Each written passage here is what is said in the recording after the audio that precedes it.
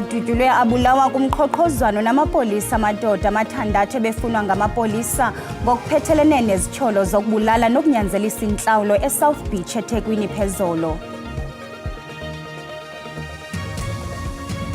Ibonwa njengeqhawe indoda esebenzise imali yayo eyihlawulwe yiRAF ukufakela amanzi kwilokishi yaseMooiplaas eMpumalanga. Umqeqeshi weBafana Bafana uHugo Broos uvumile ukuba abadlali bakhe baphantsi koxinzelelo kwimidlalo yokungena kwitumente yeAfrica Cup of Nations kulo nyaka uzayo.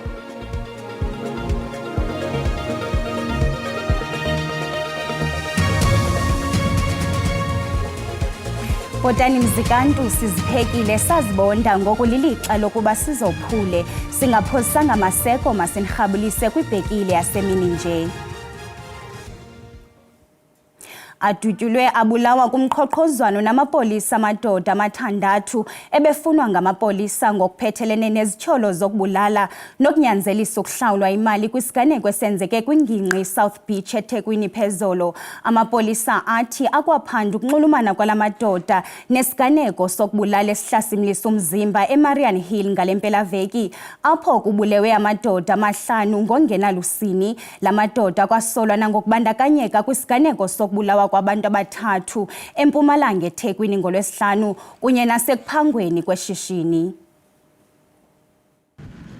Ngaphambili amapolisa umkhondo abarhanelwa walathe eNewlands East kumandla eTheku, kodwa kamva afumana iinkcukacha zokuba abarhanelwa bakwiflat yeholide eSouth Beach Avenue.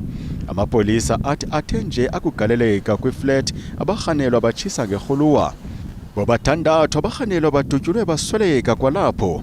Kufunyenwe imiphu emithathu eza kuthunyelwa yokuhlolwa kujongwe ukubayo yamene kusinina nezinye iziganeko zoburhelemnqa. Amapolisa ahambise athi abarhanelwa bayachaphazeleka kwizityholo zogetyengo kwamadoda amathathu ngakwisirhoxo eMpumalanga ngoLwesihlanu odlulileyo. Bakwatyholwa nangokubulawa kwamadoda amahlanu eMarian Hill ngecawa.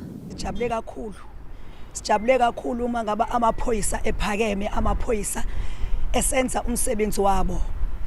Siyajabula especially le area kuhlezi kukhala isibhamu kudutyulwa abantu. We were looking for a group of suspects who had committed several murders over the weekend.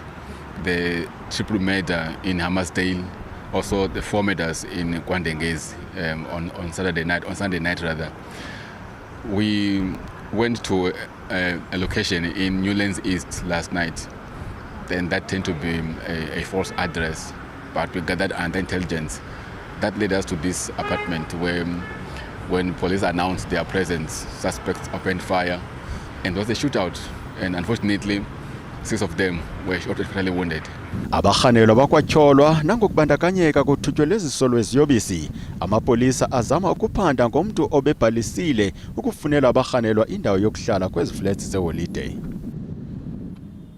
Kungqinisiswe abantu abalishumi abaswelekileyo kwingozi yongquzulwano lwebhasi kwindlela edlula eFan Rains phakathi kweNewwoodville neFan Rainsdorp eNtshona Koloni ze abanye bonzakala.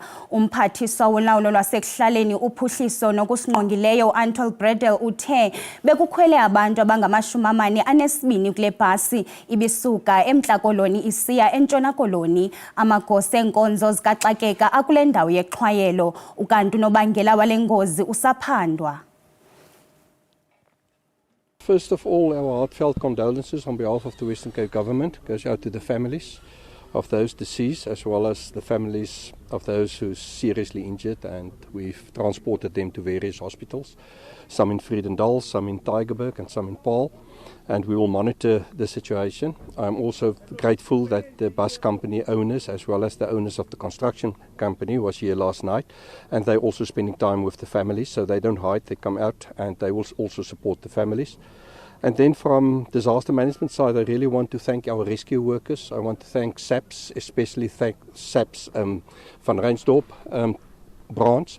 They've done sterling work throughout the night, and they've worked throughout the night to save people and to get those that deceased out. And you can see it's a very difficult terrain to work in. So we're very grateful for our rescue workers and the efforts, and also EMS, who then had to deal with the injured. They've done a sterling job, and I'm very grateful for them. UMzantsi Afrika neChina batyikitye izivumelwano ezakunceda iinkampani zeli zithumele imveliso yazo eninzi eChina. Ezi zivumelwano zijoliswe ekulungiseni ukungalingani korhwebelwano phakathi kwala mazwe. IChina iza kunceda eli liqubisane neengxaki zombane. Lo Mongameli Cyril Ramaphosa kutyelelo lwakhe lokuqala lombuso susele ukusekwa korhulumente ubumbano. IChina lilizwe lesibini ngobukhulu boqoqosho lwalo emhlabeni jikelele. Kwayilolona hlakani liphambili korhwebelana neli. Intlanganiso kaMongameli Ramaphosa noxa wakhe eChina, uMongameli Xi Jinping ijoliswe ekukhuliseni urhwebelwano phakathi kwala mazwe mabini. South Africa is pleased as you have proposed to upgrade our comprehensive strategic partnership to an all-round strategic cooperative partnership in the new era. This for us is most pleasing.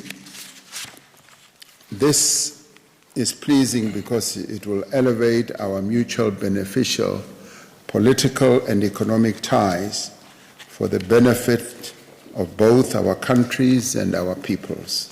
Mongameli uthi China lihlakani leli lifanelekileyo. South Africa is pleased as you have proposed to upgrade our comprehensive strategic partnership to an all-round strategic cooperative partnership in the new era. Abahlalutyi bakholelwa kwelokuba eli neChina angadlala indima enkulu ehlabathini. Growth as a aggregated growth across different economies on the continent is matching the growth that China has seen, that the economy has seen in recent years in the last couple of decades. And indeed, it's clear that our geopolitical importance is quite significant through the other bilateral agreements and the other circling around by different partners and prospective partners that have been taking place over the last year or two. Njengoko luphelile utyelelo lwaseburhulumenteni, ingqwalasela iza kufudukela kwiForum for China-Africa Cooperation Summit. Kwalapha ezindabeni, njengokuba inyanga kaSeptemba iqaphela ukhenketho, iphondo eMpuma Koloni likwiphulo lokuzibhenca libonise ubuhle balo.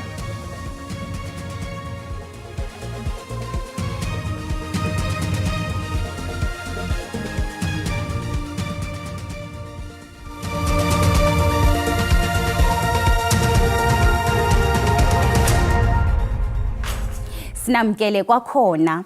Abahlali baseMooiplaas eMpumalanga bayaqhubeka nokukhahlela umlungisi Maseko njengeqhawe labo ngokuzisa amanzi kwiiyadi zabo. uMaseko wasebenzisa inxalenye yemali yakhe yengxowa-mali yeengozi zendlela ukuzisa amanzi ukusuka kumlambo okufutshane ukuya kwiiyadi zabahlali. Abahlali bachitha iminyaka 15 behamba iikhilomitha ezintlanu ukuya kulanda amanzi emlanjeni. Amanzi la asetyenziselwa ukupheka, ukucoca, ukusela kunye nokuhlamba impahla. uMaseko uthi kuye kwanyanzeleka ukuba azise isiqabu kubahlali kuba uninzi lwabo lwamkhulisa. Imibhobho ihleli kwiikhilomitha ezintathu ukusuka emlanjeni ukuzisa amanzi ekuhlaleni. La manzi afikelela kwizindlu ezingama-500 ukuba zizuze amanzi acocekileyo nampompoza kwiidephu zazo. Uluntu lwaseMooiplaas kwindawo ekusandula kwakhiwa kuzo izindlu luthi beluswele amanzi iminyaka 15.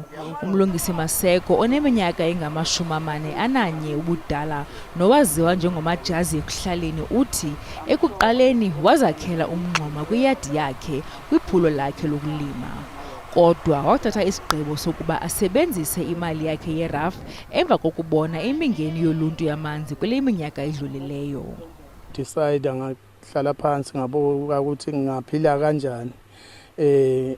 Ngaqala iproject yami ngo-2020 yokuthi kufanele ngibuke ukuthi ngiphila kanjani. Ngaqala ingadi ukuthi ngilime, ngathenga amaphayiphi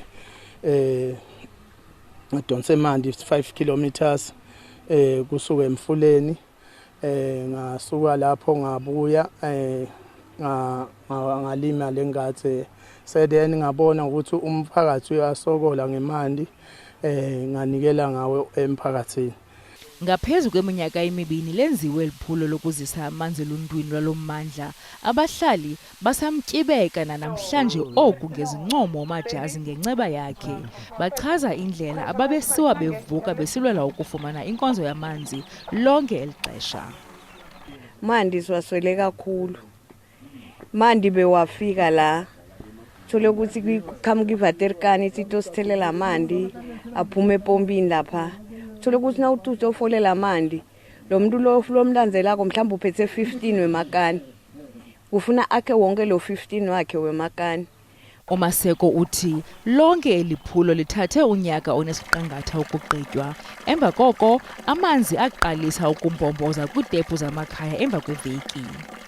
Umaseko uhlaba ikhwelo kumasipala walengingqi ukuba amncedise ekugcineni imibhobho isemgangathweni ukuze uluntu luqhubekeke nokonwabela ukufikelela kwamanzi kwizindlu zabo. Kwinyanga kaSeptemba urhulumente woMzantsi Afrika uqaphela abantu abanebala elimhlophe nelaziwa njenge-albinism. Kule nyanga kuqhutywa amaphulo okufundisa wonke nge-albinism. I-albinism yimo yofuzo nethi iqapheleke ngokuba mhlophe kwebala, inwele kunye namehlo. Ngoku samkela uMawande Cingo kumagumbetho sasazo noza kusingcambazisa ngemingeni yokuphila ne-albinism. uMawande waziwa njengomlungu wamampondo, ungumfundi, umsasazi, umlawuli wemicimbi nodume ngamazwi enkuthazo. Uphinda belitshantliziyo lamalungelo abantu abanebala elimhlophe. Mawande, siyakwamkela ezindabeni.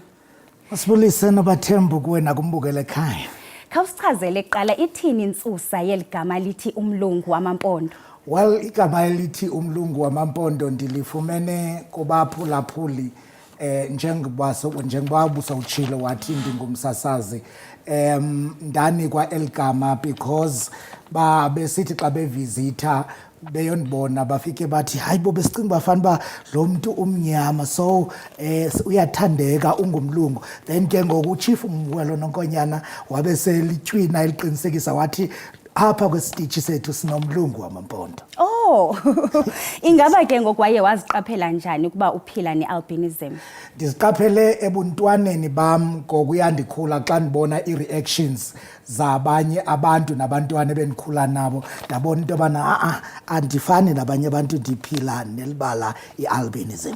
Mawande, ungathi zithini ingxaki abantu abaphila ne-albinism abaye badibane nazo? Zininzi kakhulu Thembus ingxaki esijongana nazo. Eyokuqala njengoba ubona into yobana ndi-partial sighted, iba ingxaki emehlweni singakwazi ubona kakuhle, kufuneka into yobana usondele ukuze ubone loo nto uyifundayo. Zininzi neskin, xa ujonga ulusu olu lwam uyalibona into yobana noba ungalithemba kodwa luthambile.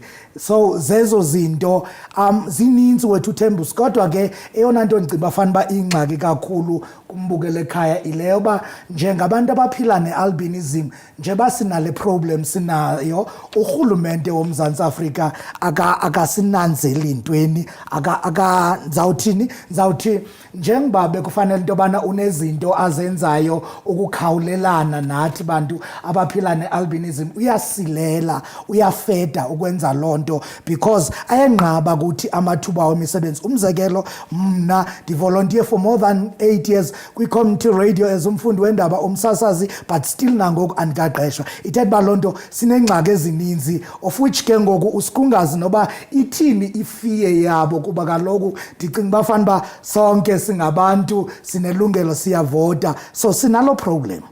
Ngiyakuva Mawande. Khawuthi qabaqaba ngamaphulo oye uzixakekise ngawo. Manintsi kakhulu, kodwa mhlawumbi elinye amabini nobathembu nombukele ekhaya ndingatsho ndithi busy ukuba ndenze i-awareness emaphandleni, that is ezilalini, because ke abantu abazi ukuba kuqhubeka ntoni xa bebona umuntu ophila ne-albinism, ingakumbi kwezaa ndawo kunzima kakhulu. So ndibhizi naloo maphulo ukukhuthaza nokufundisa nge-albinism ukwenzela into yobana uluntu loMzantsi Afrika luyazi into yobana umntu ophila ne-albinism ngumntu futhi angenza nokuba yintoni xa enikezwe ithuba. Okokugqibela ufumaneka njani kumaqonga onxibelelwano? Ndiyafumaneka kumaqonga onxibelelwano uba ngaba ungayokhangela uFacebook okanye uTikTok ukhangele umlungu wamampondo ngeke unganifumani. Ndiyafumaneka ndisenza yonke into edingwa ngabantu nendiyibizele kuba ke ndikwangumfundisi kwangaxeshanye Thembusi. Sibambe ngazibini kuwe Mawandi. Nkosi kakhulu sisi.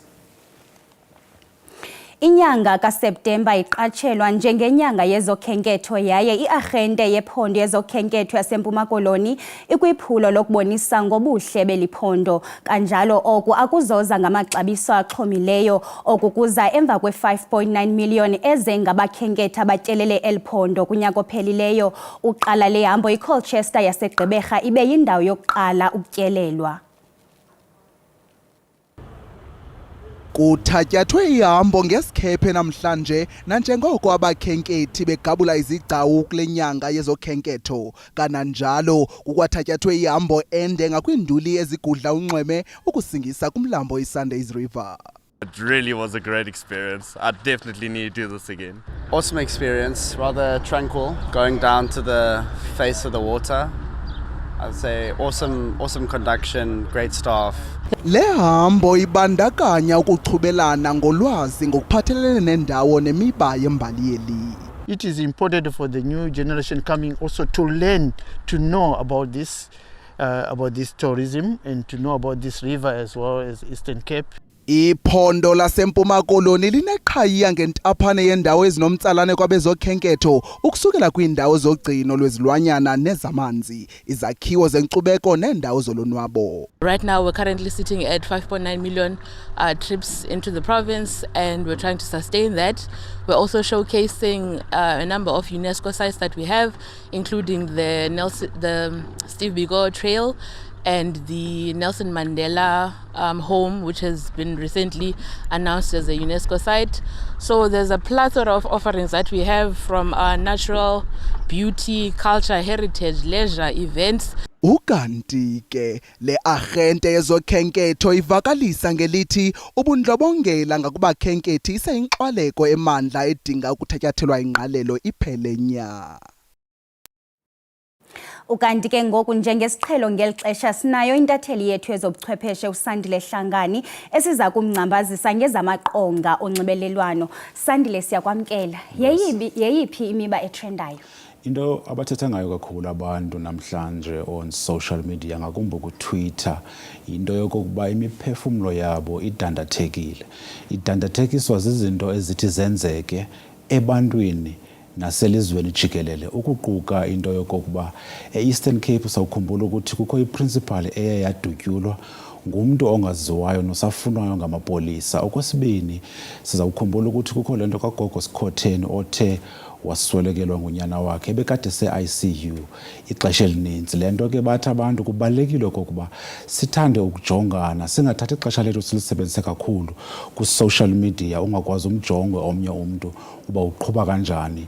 Okwesibini ke leli nqaku lika Thwala uLongwe Thwala bathi abantu ithethe ukuthi lonto leyo funeka sibe noxanduva lokuqinisekisa uba sikhulisa abantwana ngendlela eyiyo singabazali. Kodwa ke abanye bathi ke noba abantwana ungenza unako ukubakhulisa kodwa abantwana ababiyo lento ubakhulise uba mababe yiyo.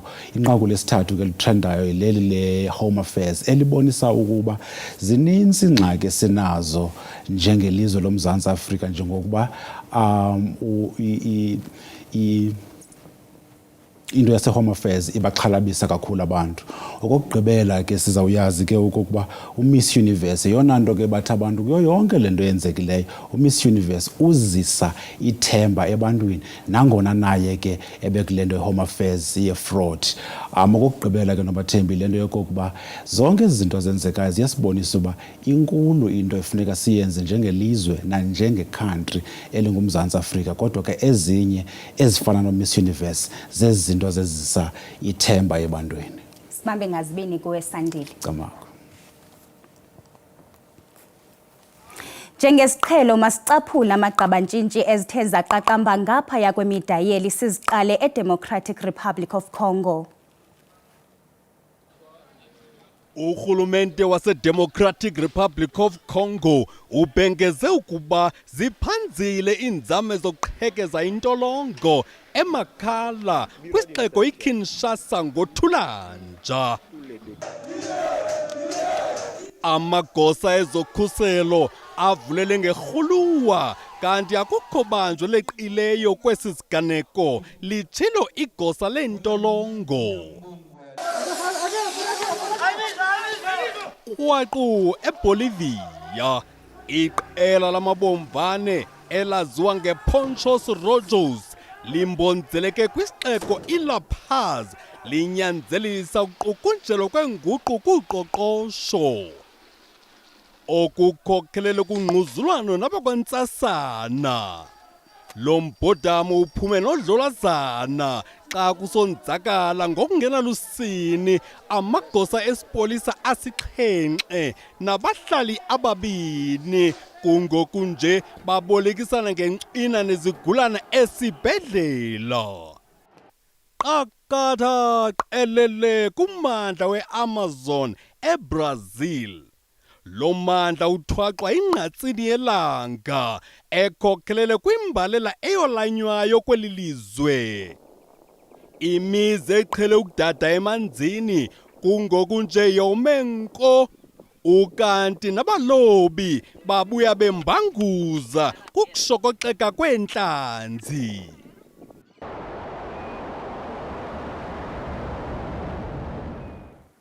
Umqeqeshi weBafana Bafana uHugo Broos uvumile ukuba abadlali bakhe baphantsi koxinzelelo kwimidlalo yokungena kwitumente yeAfrica Cup of Nations kulo nyaka uzayo. UBroos uthi iqela lakhe lizimisele ukuyiphumelela yomithandathu imidlalo yokuzibekela indawo. iBafana Bafana ikugroup K neUganda, iDemocratic Republic of Congo neSouth Sudan. Kumdlalo wokuqala iza kuqubisana neUganda eOrlando Stadium ngokuhlwa lwesihlanu. Bangamashumi amabini abadlali abazimase inkqubo yokuqala yokuzilolonga iqela lesizwe kwibala iDobsonville eSoweto. Bathathu abadlali bebengekafiki nabadlala kwamanye amazwe uElias Mukwana, uSiphelele Sithole noSiyabonga Ngezana. I think we can be very happy with the results of Bafana Bafana. We made a very good AFCON bronze medal. After that, friendly game against Algeria, very good. The games against Zimbabwe and Nigeria for the World Cup qualifiers, also we did very good results. So that means that, we are confident and we believe in ourselves to start those qualifiers for AFCON 2025. Umqeqeshi uyavuma ukuba akuzukuba lula kumalungiselelo eAFCON. When you have a good start, you put pressure on your opponents. When you don't, it's just the opposite. iBafana Bafana iza kuxhomekeka ubukhulu becala kubadlali bamaqela ebethatha inxaxheba ku-MTN 8, iOrlando Pirates, iStellenbosch FC neMamelodi Sundowns. Obviously, it's an honor and a privilege to represent your country. I mean, growing up as a footballer, you always want to represent your country, and fortunately for me, I've put in some good, consistent performances. I'll firstly say it's fortunate enough for me to be here. It's a dream come true, and I would like to thank the God Almighty. And one thing I could say, hard work beats talent.